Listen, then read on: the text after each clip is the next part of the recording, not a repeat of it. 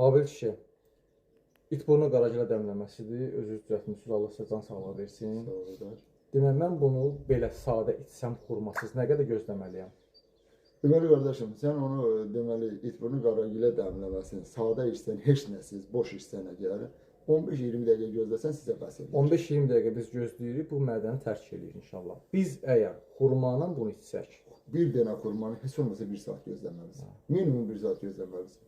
Çünki xurmanın orada həzm olma prosesi. Əgər 2 xurma, 3 xurma yeyəsən, qalxacaq 1 saat yarım olacaqsan da. Yəni bax biz qidalanma başa salırıq ki, yəni bunu siz bu vaxtlara diqqət eləyəsiniz. Bu vacib məqam. Bu özü bir elmdir. Elmdir, bəli. Bu özü əsas da bax budur ya.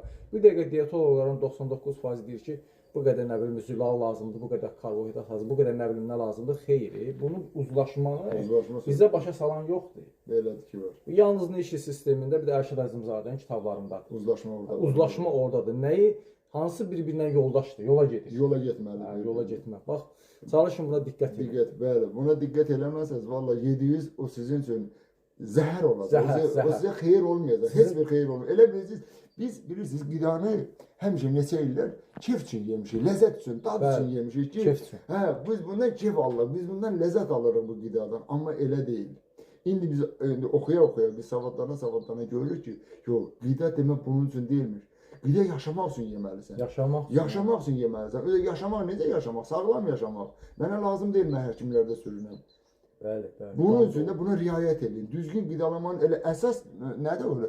Qidaları bir-birinə uzlaşdırın. Vaxtında için. Suyu da çayla bir yerdə içmək olmaz. Suyu da çaydan ayırmaq lazımdır. Suyu içdi bir 10-15 dəqiqə fasilə ver. Ondan sonra çayı ardından içkinə. Çayı içdinsə çayın üstündən yenə bir 15-20 dəqiqə fasilə ver. Onun üstündən suyu içkinə.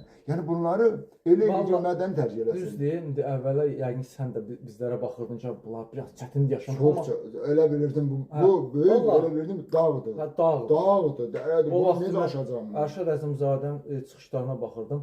Deyirdim, yox, belə yaşamaq olar. Sən elə yaşayır. Amma elə yaşamaq da elə budur. Vallahi budur. Mənə deyirəm, mən çörək qəbul eləmirəm, şirniyyəti qəbul eləmirəm, bunu qəbul eləmirəm, onu qəbul eləmirəm. Gedirəm dostum gilə, ya bacım gilə, o birisi yenə bozbaş döşürlər mənə üçün.